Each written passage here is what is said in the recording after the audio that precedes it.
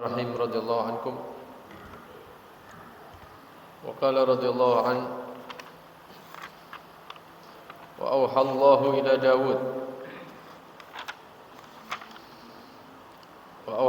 ila Dawud alaihi salam ya Dawud bashiril muznibina wa anziril siddiqin wa qala ya rabbi wa kaifa ubashirul muznibina wa unzirus siddiqin fa qala bashiril muznibina annahu لا يتعاظمني ذنب أن أغفره وأنزل الصديقين أن لا يعجبوا بأعمالهم فإني لا أضع عدلي ولا حسابي على أحد إلا هلك إلى آخر المقرأ. السلام عليكم ورحمة الله وبركاته. بسم الله والحمد لله والصلاة والسلام على رسول الله سيدنا ومولانا محمد بن عبد الله وعلى آله وصحبه ومن والاه ولا حول ولا قوة إلا بالله أما بعد. Alhamdulillah kembali dipertemukan oleh Allah Subhanahu wa taala dalam majelis ilmu setelah libur Ramadan dan Syawal. Mudah-mudahan semua amal-amal kita diterima oleh Allah Subhanahu wa taala. Mudah-mudahan kesalahan-kesalahan dimaafkan oleh Allah Subhanahu wa taala. Mudah-mudahan Ramadan kemarin bukan Ramadan terakhir bagi kita.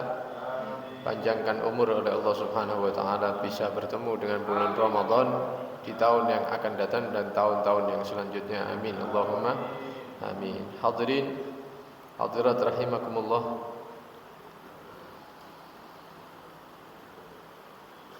Pernah satu saat Allah Subhanahu wa taala mewahyukan kepada Nabi Allah Dawud alaihissalam.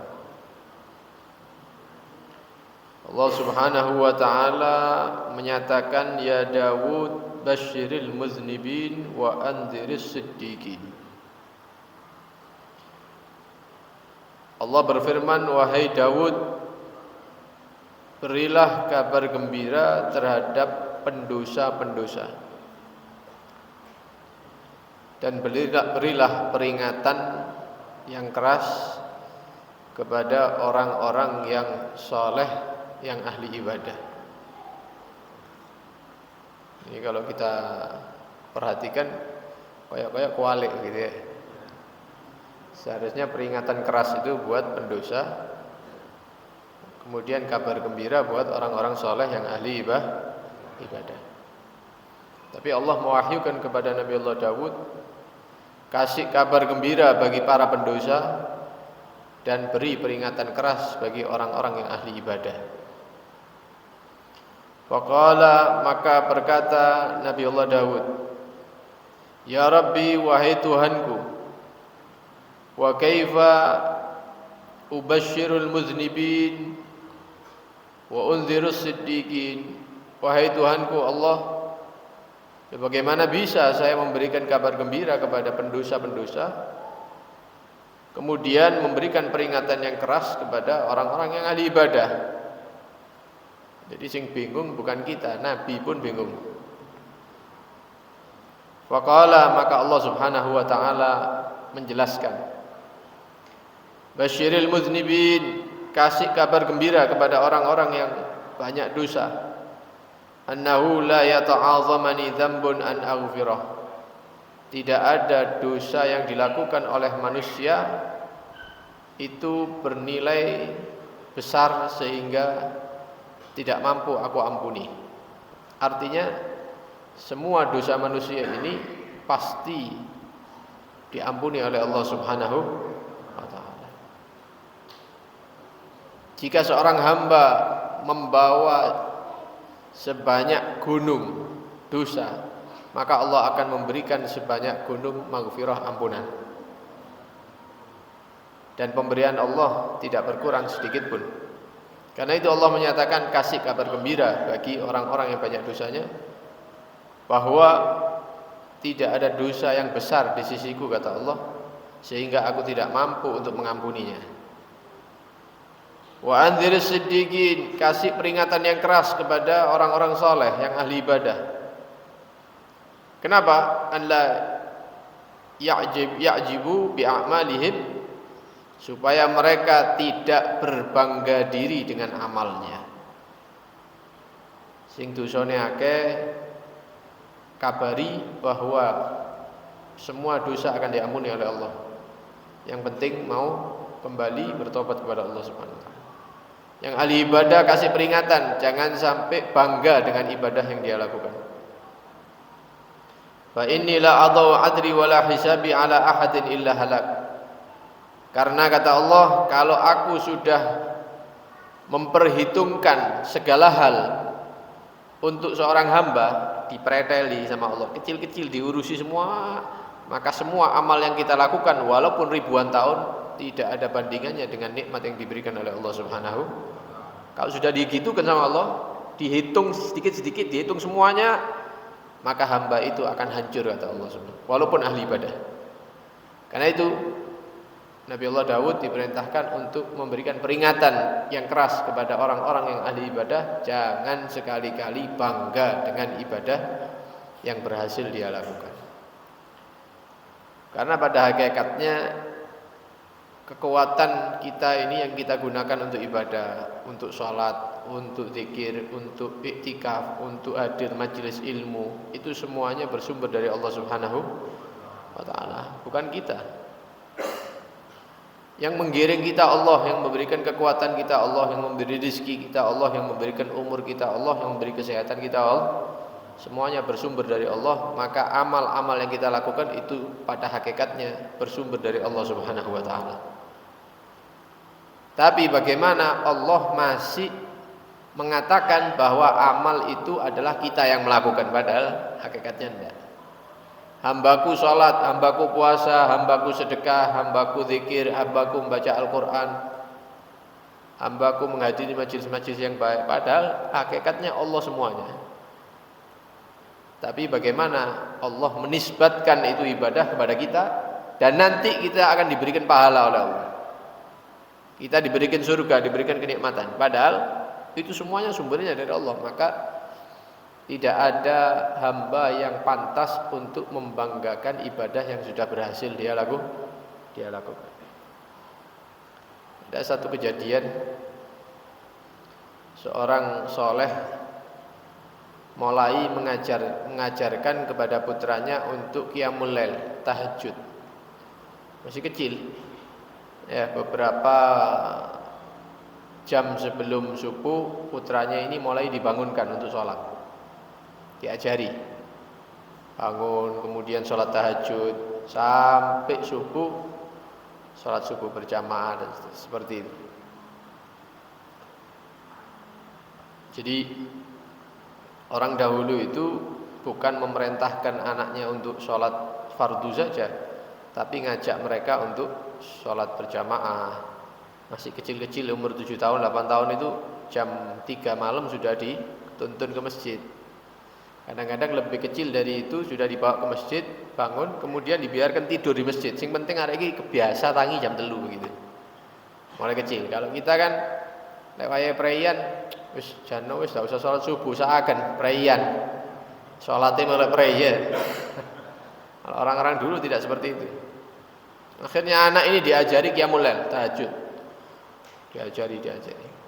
Pada suatu saat ayah dan anak ini keluar dari rumah bepergian, menginap di satu tempat yang situ banyak kumpul dengan orang-orang yang lain. Ketika jamnya qiyamul lail tahajud, abah dan anak ini bangun karena sudah terbiasa di rumah. Bangun wudu, kemudian mau sholat tahajud. Anaknya noleh ke kanan, ke kiri. Wong iki kok turu kabeh? Kok tidak ada yang tahajud, kok tidak ada yang bangun malam? Tanya sama abahnya, Pak, orang-orang ini kok tidur semua ya? Kok tidak ada yang mengamalkan sunnah ya? Sunnahnya Nabi tahajud, sholat malam. Maka kata abahnya, nak, sholat yang kamu lakukan, qiyamul lail yang kamu lakukan, tahajud yang kamu lakukan itu pahalanya kecil dibanding dengan dosa kamu meremehkan orang-orang yang tidak sholat tahajud ini. Omongan kamu mengatakan orang-orang ini tidak ada yang qiyamul lail, tidak ada yang tahajud, itu bahayanya besar. ya melebihi pahala sholat tahajud yang kamu lakukan. Tidak ada harganya tahajud kalau kamu komentari orang yang tidak beramal. Artinya jangan merasa baik atau berhasil melakukan amal atau merasa dirinya soleh ahli ibadah. Ya, karena semuanya itu adalah pemberian kekuatan dari Allah Subhanahu wa taala. Nah. Kemudian Allah Subhanahu wa taala menyatakan, ya Daud katabtur rahmah ala nafsi wa qadaitul maghfirah liman istaghfarani aghfirudz dzunuba jami'aha saghiraha wa kabiraha wa la yakburu dzalika alayya wa la yata'azzamani fala tulqu bi aydikum ila tahlukah wa la taqnatu min rahmati fa inna rahmati wasi'at kulla syai' wa rahmati sabaqat ghadabi. Kemudian Allah juga memfirmankan kepada Nabi Allah Daud, wahai Daud, aku telah menetapkan kepada zatku sendiri bahwa aku ini adalah Tuhan yang maha rahmat. Tuhan yang maha rahmat, kasih sayang Allah. Wa qadaitul maghfirah liman istaghfarani, bagi orang-orang yang memohon ampun kepadaku daripada dosa-dosanya, maka aku pasti akan mengampuni dosa-dosa mereka. Itu sudah ditetapkan oleh Allah. Aghfirudz dzunuba jami'aha, wahai Daud, aku ini Tuhan yang mengampuni dosa-dosa secara keseluruhan, baik itu dosa kecil atau dosa besar, karena tidak ada yang besar di sisiku, kata Allah Subhanahu wa taala. Wala yata'azzamani, dan tidak ada yang tidak mampu untuk aku lakukan. Maka janganlah kalian manusia melemparkan diri kalian kepada kehancuran. Artinya kalau berdosa segera minta ampun kepada Allah Subhanahu wa taala biar selamat. Wala taqnatu min rahmati, jangan berputus asa daripada rahmatku, kata Allah. Karena rahmatku itu meliputi segala sesuatu. Kalau kita perhatikan alam ini yang ada di sekitar kita saja, baik itu benda mati ataupun benda hidup, ya, ada rumah, ada masjid, ada mobil, ada macam-macam. Kalau kita bandingkan diri kita dengan yang ada di sekitar kita, ini kecil. Ya, belum lagi kalau kita menyaksikan yang lainnya, gunung, laut, langit, matahari, bulan, ya wis tidak bisa dibandingkan. Nah, kita menjauh dari pandangan mata sekian ratus meter aja sudah tidak kelihatan kok. Kita menjauh, mundur sampai tidak ketok ya menungso ini. Berarti kita ini makhluk yang kecil jika dibandingkan dengan ciptaan Allah yang ada ini. Allah menyatakan, fa inna rahmati wasi'at kulla syai'. Rahmatku itu mencakup segala sesuatu. Loh, kalau sing gede-gede itu dapat rahmatnya Allah, apalagi kita yang kecil. Ya, mudah bagi Allah untuk merahmati kita. Tapi kadang-kadang kita yang tidak mau, ya, menggiring diri supaya mendapatkan rahmat Allah. Kita yang tidak mau untuk kembali kepada Allah. Kadang-kadang kita yang bahasa Jawa itu ngeladur, ya, maksiat diterus-terusno. Wis tuwa, pendelok HP ya. Indeloke wong wedok-wedok. Ya. Mulai biyen sampai saiki tidak tobat-tobat. Karena itu kembali kepada Allah, karena tidak ada dosa yang tidak diampuni oleh Allah Subhanahu wa taala, dan rahmat Allah itu mencakup segala sesuatu. Wa rahmati sabaqat ghadabi. Dan rahmatku itu selalu berhasil mendahului murkaku, kata Allah. Ketika Allah akan murka kepada seseorang, maka rahmat Allah mendahuluinya, sehingga dia menjadi orang yang dirahmati, yang selamat daripada siksa Allah Subhanahu wa taala. Wa khazainus samawati wal ard biyadai wal khair kulluhu biyadai. Ya, harta-harta karun, simpanan-simpanan, pemberian-pemberian yang baik yang ada di langit ataupun di bumi, itu ada pada genggamanku kata Allah, dan semua kebaikan juga ada dalam genggamanku. Mau ngasih kita gampang Allah, dan tidak akan berkurang. Pemberian Allah itu tidak akan berkurang.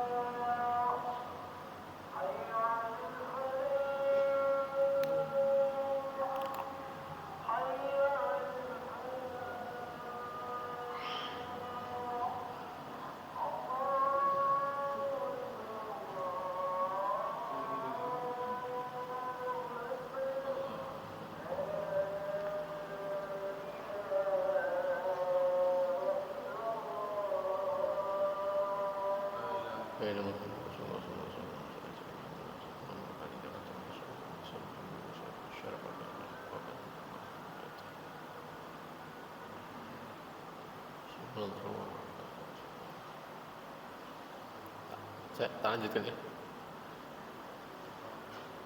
Walam akhluk syai'an mimma khalaqtu li hajah kanat minni ilaih walakin li ta'lam qudrati wa ya'lamun naziruna fi hukmi tadbiri wa sunni.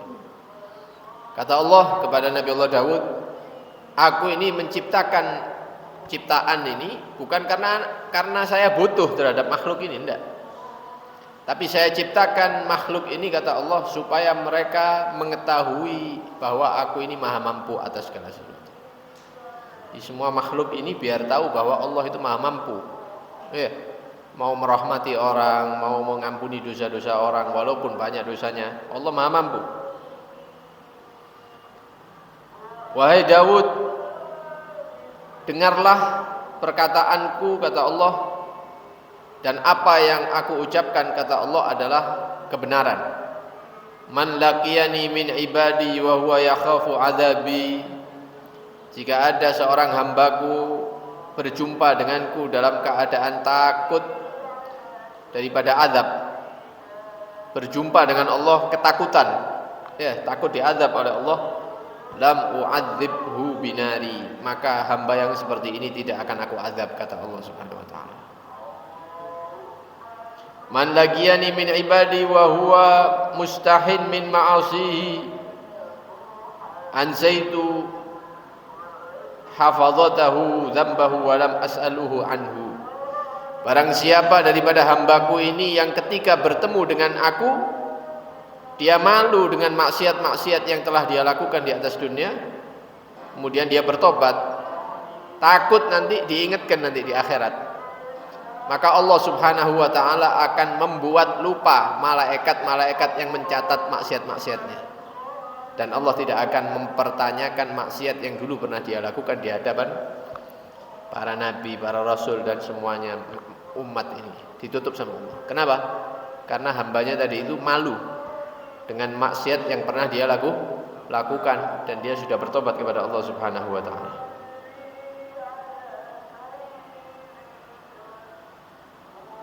Yang terakhir kata Allah Subhanahu wa taala, wahai Daud, jika ada hambaku melakukan dosa yang sangat banyak, ya, seluas bumi dosanya, terus menerus dalam maksiat bertahun-tahun, kemudian dia meminta ampun kepadaku satu kali saja, minta ampunnya satu kali, maksiatnya tahunan, dia tobat sekali saja, dan dalam hatinya tidak ada keinginan untuk melakukan dosa itu lagi sampai dia mati, maka